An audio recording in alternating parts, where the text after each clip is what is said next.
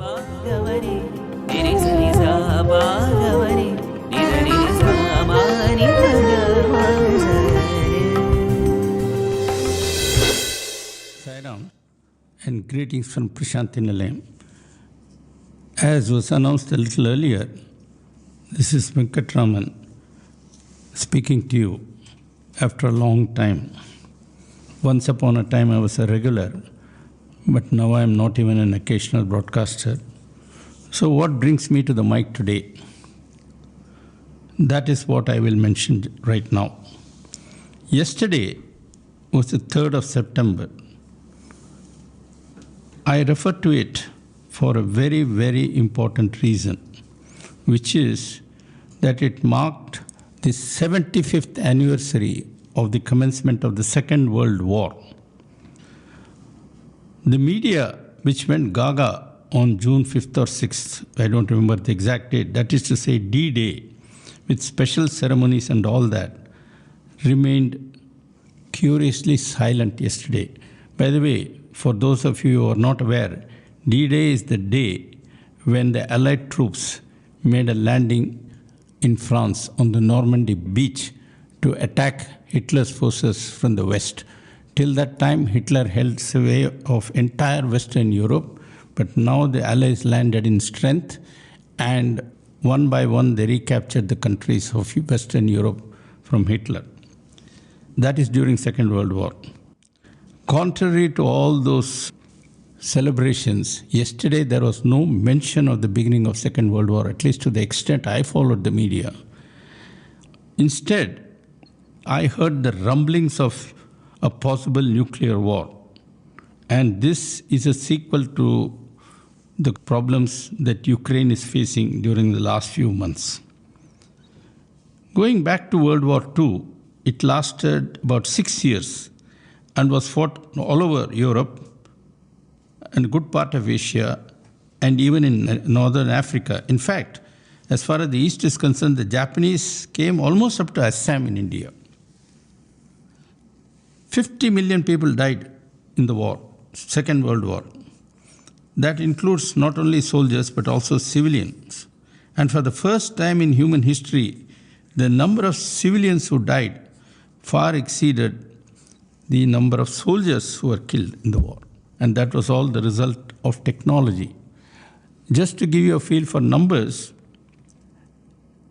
in the Battle of Stalingrad, 1 million Soviet soldiers died. And along with 1 million citizens, they fought to save this Stalingrad, now renamed as Volgograd, from the clutches of the Germans. And yet, in this war, where 50 million people died, I repeat, 50 millions, we would call it 5 crores here in this country.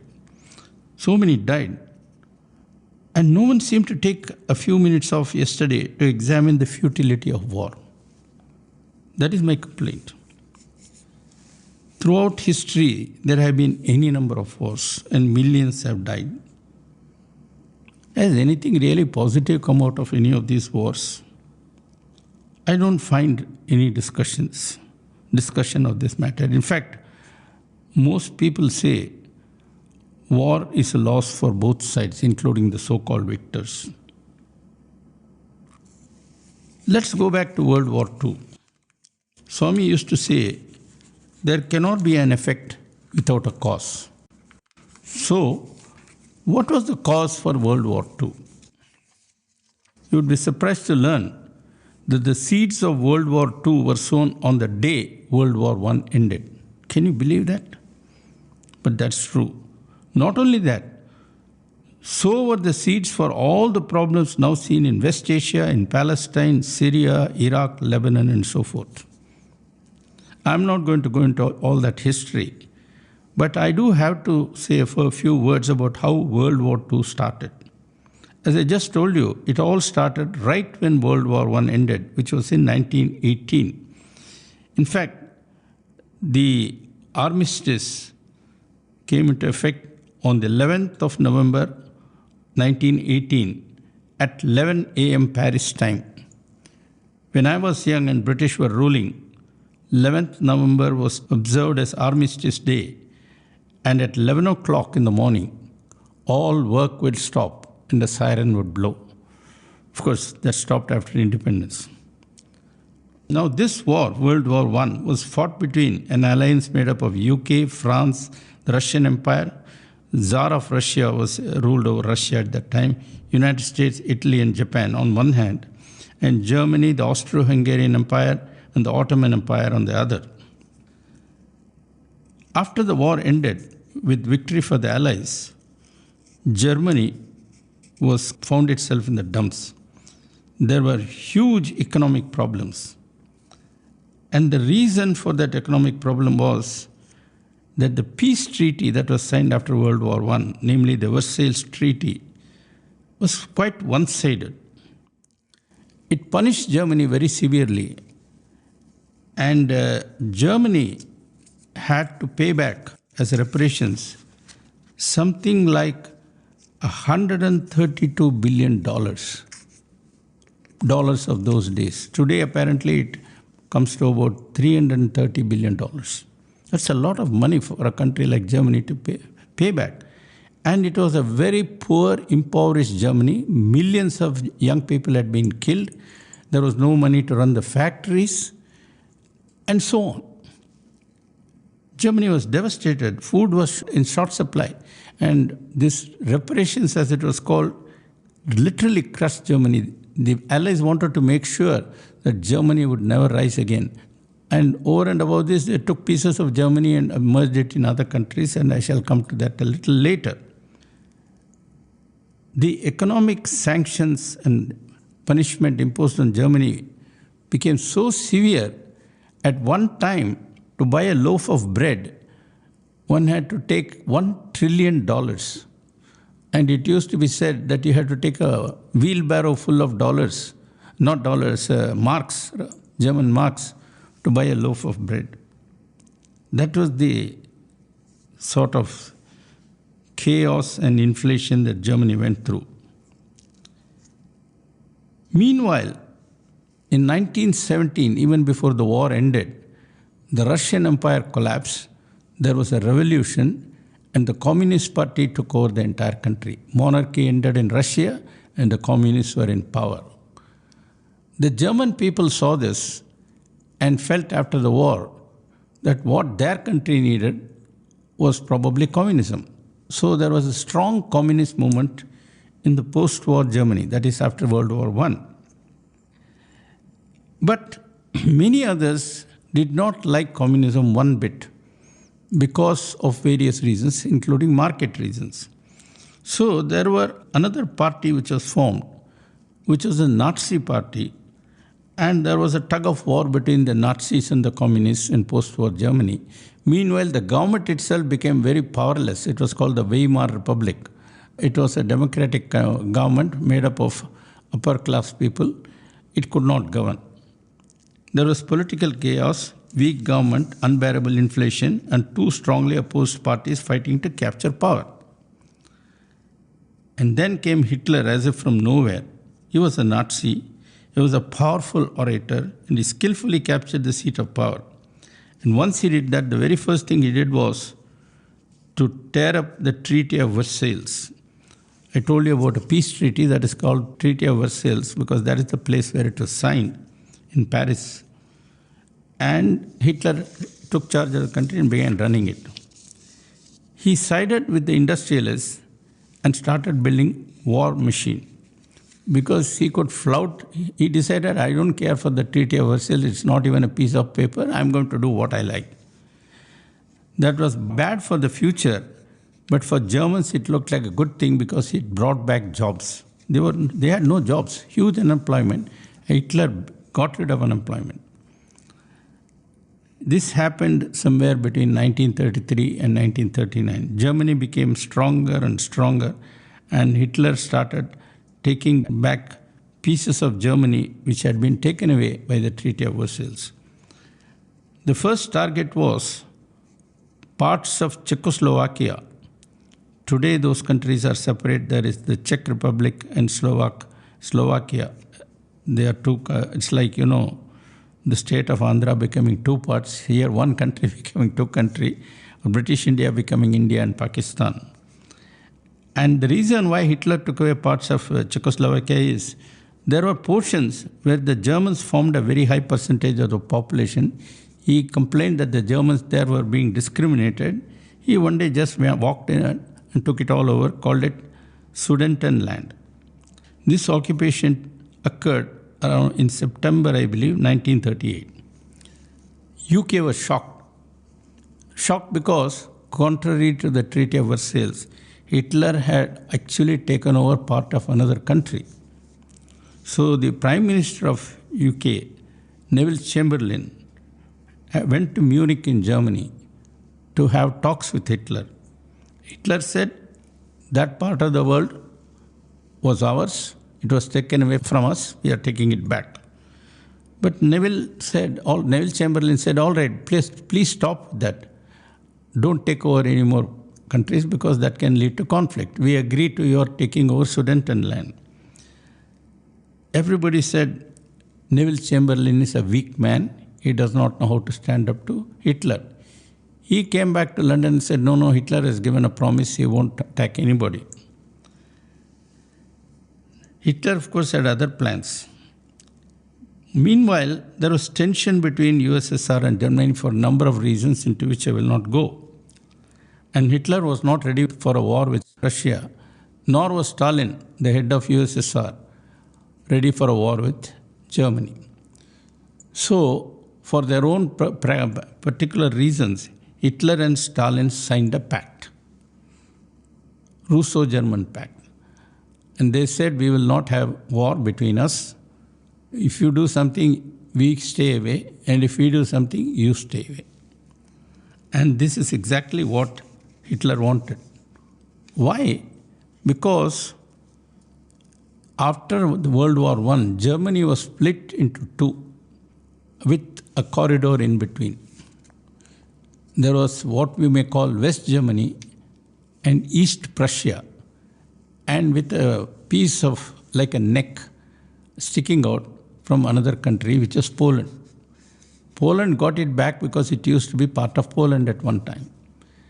And so, if Hitler wanted to go to East Prussia, he had to go through Poland. And he said, this is nonsense. This used to be Germany. And I'm going to unify Germany completely. If you go back to the history of India, after partition, we had two Pakistans, East Pakistan and West Pakistan. They were separated by something like 2,000 odd kilometers. Here was East Germany and West Germany, or East Prussia as it was called. They were separated by 200 kilometers of Poland. So one fine day, which happened to be the 1st September 1939, Hitler marched into Poland and simply occupied it. There was a pact between Poland and United Kingdom. United Kingdom gave an ultimatum. In fact, just 2 days ago or 3 days ago, I heard that ultimatum being read out on BBC by the Prime Minister or somebody, I don't remember. It was part of some other program, BBC Archives.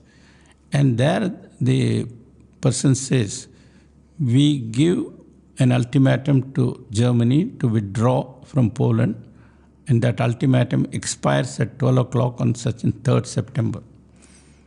If that is not followed, we will be in a state of war with Germany. In other words, on 3rd September 1939, England declared war against Germany. And that kick-started World War II. On that very day, India was said to be at war with Germany. And that rattled Indian politics, which I will not go into. The moment war started, and France and England said, we are against you and we are going to fight you, Hitler said, no problem. And having captured Poland in 5 minutes, his troops rolled over. And by middle of 1940, France had fallen, Belgium had fallen, Denmark remained neutral, Hitler did not go there, Holland had fallen, and whole of Western Europe was under Hitler's control. The British troops that had landed there were all driven out. They were evacuated from a port called Dunkirk, and there was not a single British soldier in Western Europe after Dunkirk. And France had become what you call a subjugated nation. It was ruled by Germany. And just to give you a fix, I'm talking about 1940, May-June period, when Western Europe was completely under Hitler. Here in Uruvakonda, on 20th October 1940, Swami declared who he was. 14-year-old boy who said, "I am going to serve humanity." It made very little sense. A 14-year-old boy saying, "I'm leaving home and hearth in order to serve humanity," when Hitler had overrun whole of Western Europe and he was bombing London daily. London was being really, and they could not reply to the bombing. They did not have the air power, whereas Germany had prepared for 10 years. And people used to seek shelter in the undergrounds. Underground means the tube railway. Some parts of it is as deep as 150 feet and under rock. There, they built an office for war cabinet. Churchill even had a bed there, he could sleep there. 150 feet of rock. In those days, bombs were not that power. I heard a program about it a few days ago in BBC. At that time, Swami dared to say, "I'm going to save the world. That is why I have come." What about America? America stayed out, but it gave massive material help to the Allied forces. However, the story changed on 7 December 1941, when Japan, which earlier fought on the side of Allies, now turned against the Allies and attacked Pearl Harbor on 7 December 1941. At this stage, US declared war against Japan, also Germany. Now it became officially involved in the war against Germany and began to send not only equipment but its own troops. Thus, on D-Day, when the Allied forces landed, a lot of the troops were from the United States. And a counterattack was actually headed by General Dwight Eisenhower, who was the Supreme Allied Commander. In fact, he was above Lord Montgomery, who was the commander of the British forces. Let me now continue and look at the east side.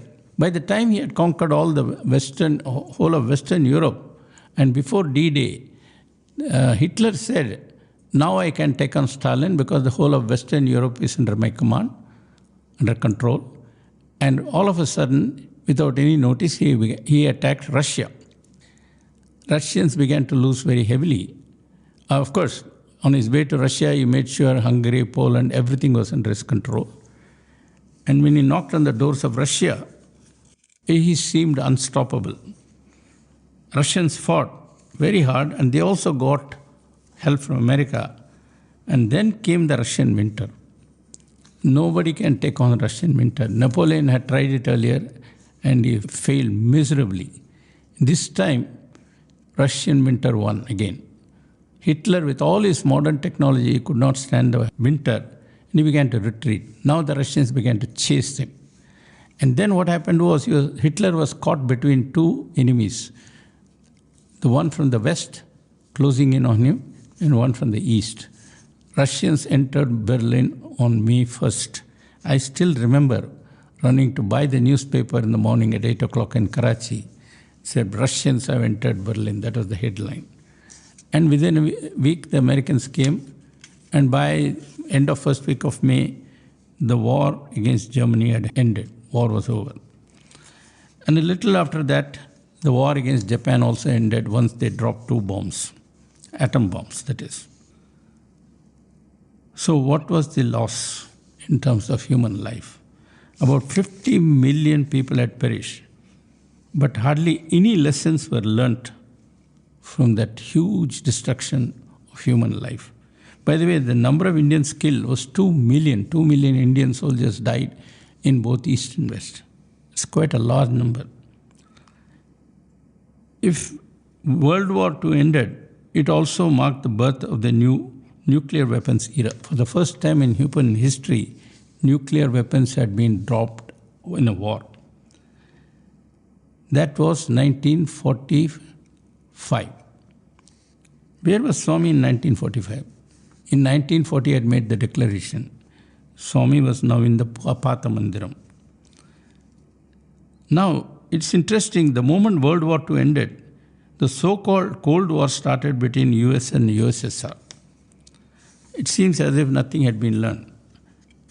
This was the result of a fundamental ideological view that existed as early as 1930s, which now blew up into a massive nuclear armament program both by America and the Soviet Union.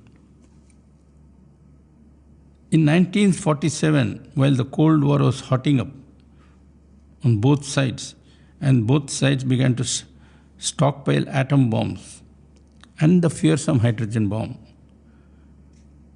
in 1947, 2 years after the end of Second World War, Swami, then in Pathamandiram, writes a letter to Seshma Raju, his elder brother, declaring clearly what his mission is.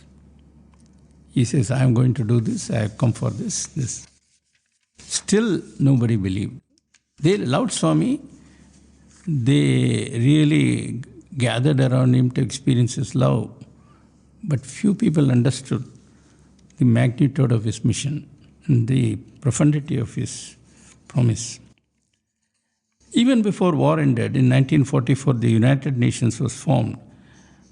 And the charter begins with the very impressive words, "We, the peoples of the United Nations, determined to save succeeding generations from the scourge of war, which twice in our lifetime has brought untold sorrow to mankind," and etc., etc. Great words, but has the United Nations lived up to its promise? In fact, not. In June of 1950, the Korean War broke out. And after that, there have been many wars, Vietnam War, this war, that war, and so on. Since I talked about the Korean War in 1950, let us also look at what happened in 1950. Swami moved to what was then called the New Mandir, that he did on 23rd November 1950, which was supposed to be his 25th birthday, if I'm not mistaken. And he named the new Mandir Prashanti Nilayam. Prashanti Nilayam, that's very significant. And I will have something to say about very shortly. I told you earlier that the number of people who were killed in Second World War was about 50 million. Do you realize that without any World War, the number of people who have died after World War II till today is close to 50 million? You may wonder how this is possible. Well, there have been many wars and also many genocides. So, there is non-stop conflict all the time and little numbers add up. Meanwhile, as far as nuclear weapons are concerned, the stockpiling was what you call mind-boggling, not just frightening. In the late 70s, when Jimmy Carter was President of America, the United States had 31,000 nuclear weapons, while the USSR had 37,000 nuclear weapons. And each of these weapons was several times more powerful than the bombs dropped on Hiroshima and Nagasaki, sometimes as much as 50 times. Imagine bombs 50 times more powerful than Hiroshima. And they could be delivered with missiles. That means any place on earth could be reached within half an hour to 45 minutes. Time of war is only that much. The process for accidental war was very much there. In fact, during the Carter regime, one day they had radars everywhere. In the middle of the night, the National Security Advisor to Jimmy Carter was woken up and said, 200 missiles are on their way to attack America. He was frightened. He said, check. They came back and said, it's not 200, it's 2,000. He said, check properly. because he has to evict the president, and the president alone can give the command to counterattack. There are only 15 minutes left for America to be destroyed. And when they checked, they found one chip had made an error and it had given a false signal. They checked with other alert centers, radar centers. They said this is a false signal. This kind of false signals have been there at least 4 or 5 times. And apart from that, there have been hydrogen bomb accidents. Luckily, none of them the bomb exploded. And if the bomb had exploded, then the other side, these people, the country where it exploded would have thought the Russians are attacking, they would have counterattacked. So this is an age which is dominated by technology. And as one scholar said, we know how to build complicated systems, but we do not know how to command those systems. The possibility of accidental war looms larger because all these machines have become old. There can be any kind of malfunction, all kinds of problems can arise. I won't talk about it now, but later. So what do? I feel we have to do something different. Many years ago, the brilliant physicist, Hungarian physicist, once said, mathematics is too important to be left to mathematicians alone. In the same way, I take the stand, peace is too important to be left to politicians and diplomats and the United Nations. In the year 2012, that is 2 years ago, in the month of September, I was in Australia. They have a day called UN Peace Day, and it so happened I was asked to speak on that day. I was the keynote speaker. And I tried to say that you are not going to get peace in meeting rooms. Peace must come from individuals. This is a sort of new pitch. Basically, I started with Swami's teachings and said, look, Swami talks of 2 words, Shanti and Prashanti. Both mean peace, but what is the difference? I said, Shanti means inner peace. When you have inner peace, there will be calmness in your face. There will be a radiance, glow of Shanti. That is just like a flower being beautiful and radiating fragrance.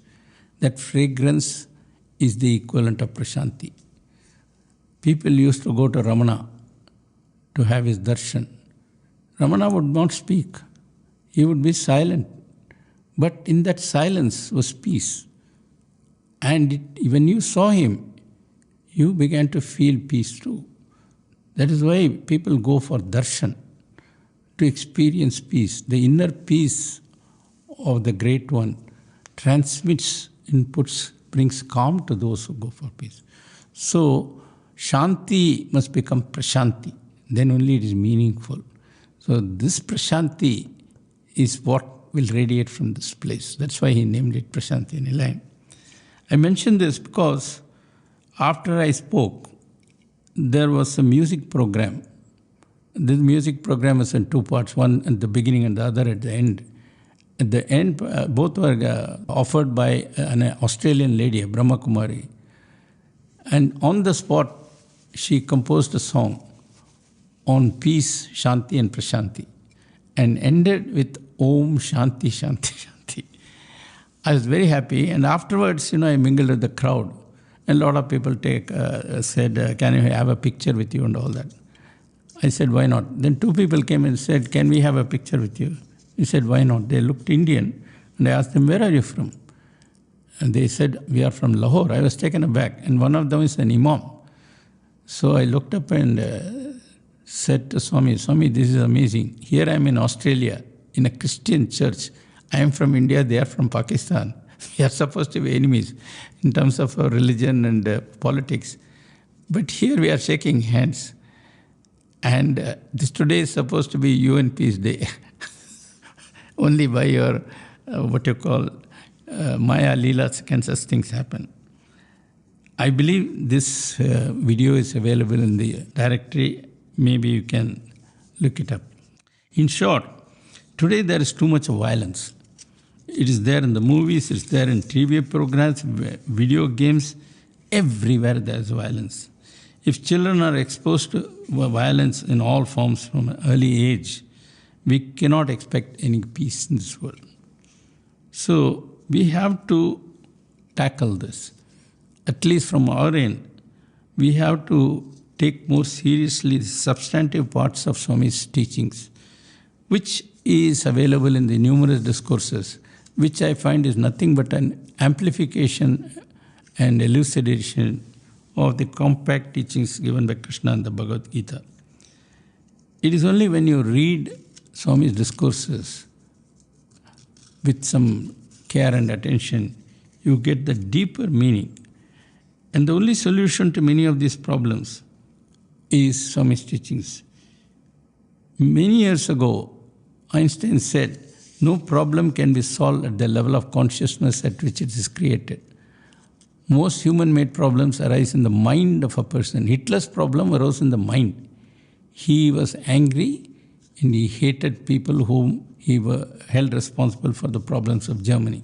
It was that anger that exploded into World War II and led to the death of 50 million people. So Einstein said, if you want to solve the problems of the mind, you have to go to a level higher than the mind. What is that level? Swami. And we are committed, especially now that Swami has withdrawn his physical form, to give a lot of importance to the teachings of Swami that stress how we discipline ourselves and thereby help the world to become more peaceful. Remember, unless there is Shanti, there cannot be Prashanti, and unless there is Prashanti, there cannot be global peace. It is as simple as that, but it's very, very difficult to become peaceful unless we tame ourselves. So that's going to be a focus, and at least as far as I'm concerned, somehow or the other, every talk I give, I would have to link to Shanti and Prashanti. Swami did not give this name, give the name Prashanti Nilayam to this place for nothing. That's all I would like to share with you today, as I recall World War II, through which I happened to live, in fact. And I still remember the day when the atom bomb was dropped on Hiroshima. I was in Karachi watching a cricket match. Suddenly, it was about 11 o'clock. That must have been about 8:30 in Japan at that time. A lot of people were talking to each other. I didn't understand what it was. Much later, I understood what had happened. Let that be the last atom bomb that was dropped, that would be ever dropped on humankind. Thank you.